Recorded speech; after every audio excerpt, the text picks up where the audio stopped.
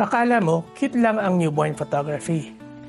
Pero hindi mo nakikita yung totoong nangyayari sa likod ng camera. Every session, may pressure. Hindi lang ito tungkol sa magandang kuha, kundi pati sa kaligtasan ng baby. Isang maling galaw, pwedeng makasama. Kaya bawat pose, bawat hawak, ingat na ingat. At habang ikaw nagpapahinga sa bahay, kami nag-a-adjust ng ilaw, nag-a-adjust sa space, sa init at sa ingay. Home service sounds easy, pero hindi. Minsan maliit ang space, minsan may ina ang ilaw, pero kailangan pa rin perfect ang output.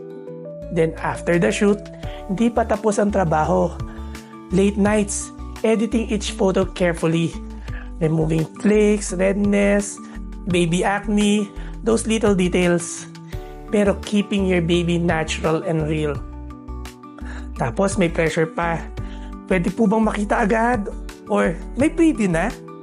Because today, everybody wants it now. Pero alam mo kung ano ang pinakamabigat? Hindi yung pagod, kundi yung responsibility na itong mga larawan na to hindi na mauulit. This is your baby's first story. And we carry that with care every single time. Kaya sa bawat click, hindi lang yan picture. It's safety, it's love. This is again Ian from the Lullaby Studio, and I'm back again for more videos. So stay tuned.